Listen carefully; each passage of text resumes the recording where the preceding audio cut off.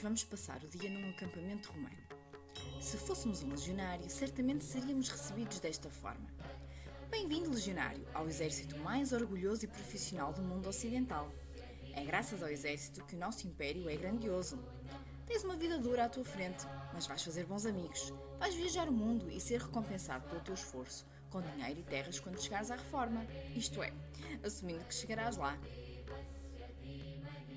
Sem o seu exército destruidor, Roma teria sido apenas mais uma cidade. E o exército romano não está só bem treinado e armado até aos dentes. Anos de experiência em combate, derramamento de sangue e tripas, transformaram-no numa verdadeira máquina de invasão implacável. Nos primeiros tempos, o exército romano era composto por agricultores que usavam armas feitas em casa. Mas, à medida que Roma foi enriquecendo, o exército tornou-se profissional. Os soldados começaram a ser pagos e tinham direito a um uniforme, armas e treino. Mas, embora os soldados fossem pagos, a sua vida estava longe de ser fácil. Quem causava problemas via as suas rações cortadas e, se cometessem algum erro, eram açoitados. E mais, se um grupo de soldados se revoltasse, 1 em cada 10 homens era executado. Aqui tem origem a palavra dizimar. Oh Marcos, certamente tu não precisas, porque tu já os conheces a todos. Mas aqui está um breve guia para conhecermos melhor os soldados romanos. Temos o legatus, que era responsável por 1000 soldados, também conhecido por sim senhor. Temos depois o centurião, responsável por 80 homens. Normalmente era um soldado assustador. O Optio, olhos de águia, é que comandava a seguir ao centurião, mas ele também não tinha uma cara muito simpática. Já o legionário era o soldado comum. E o cornicen era o tocador de corno e aquele que ajudava o ritmo da marcha. Também tocava ordens como comer. E por fim, o soldado de cavalaria, que era isso mesmo, um soldado em cima de um cavalo. No fim de um longo dia de marcha, os soldados construíam o seu acampamento. E todos eles tinham sempre um aspecto similar.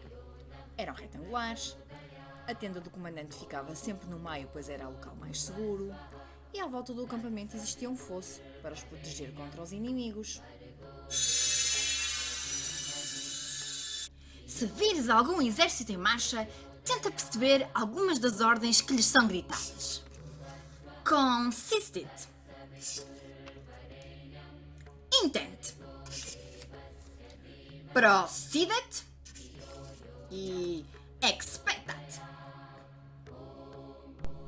Por norma, as armas utilizadas incluíam uma espada, que ficava pendurada ao lado direito do cinto, um punhal, pendurado do lado esquerdo, e 2 lanças, uma pesada e outra mais leve.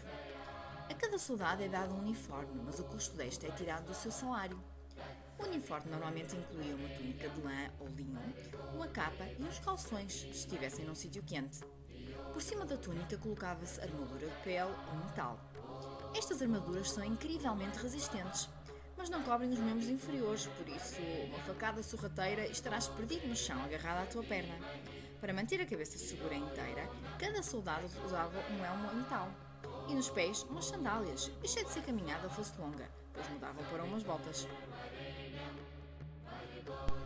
O exército está agrupado em 8 legiões de 5.000 homens.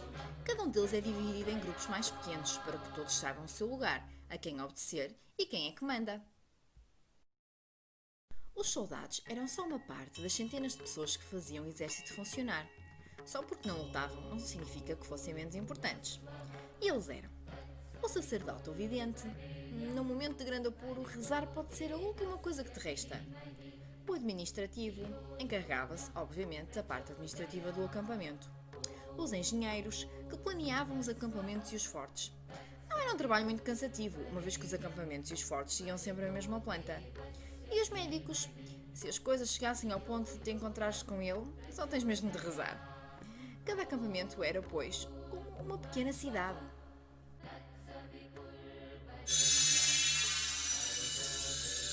Oh Marcos, certamente Certamente já te cruzaste com algum soldado desta guarda pretoriana. A guarda pretoriana são aqueles soldados de quem tu vais querer distância. São a guarda pessoal do imperador e têm espiões espalhados por todo o império. Por isso é melhor teres cuidado com aquilo que dizes.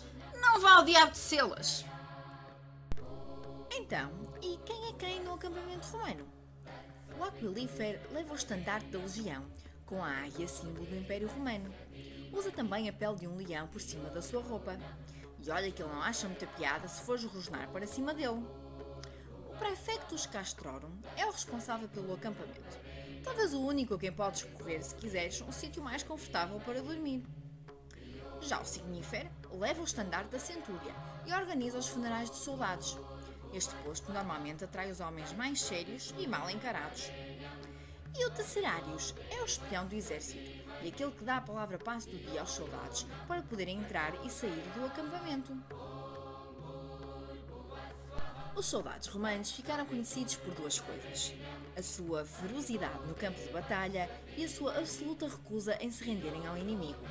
Para que entres no espírito militar, convido-te a fazer uma atividade. E para entrarmos no espírito militar, que tal fazermos uma das partes do equipamento do legionário? Por exemplo, a minha sugestão para hoje é fazermos um punho.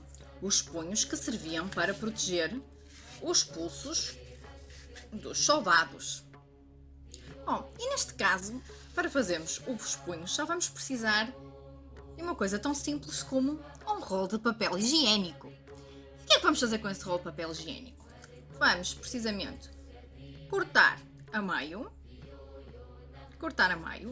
Vamos pintá-lo da cor que vocês quiserem. Por exemplo, eu pintei castanho para simularmos a pele, porque normalmente os punhos eram feitos de pele de animais.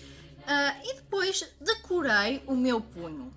Bom, como eu sou um bocadinho vaidosa e um bocadinho pirosa nestas coisas dos brilhos, eu coloquei uns cordões dourados e depois no centro coloquei a águia que era o símbolo do Império Romano.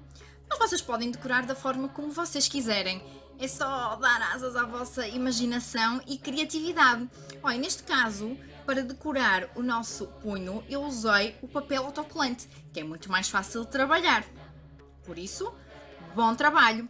E se quiserem complementar ao punho, podem também com cartolina ou cartão e na mesma com papel autocolante, fazer, por que não, um escudo e um punhal.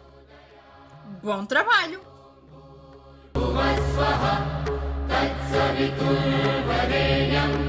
भर्गो देवस्य धीमहि धियो यो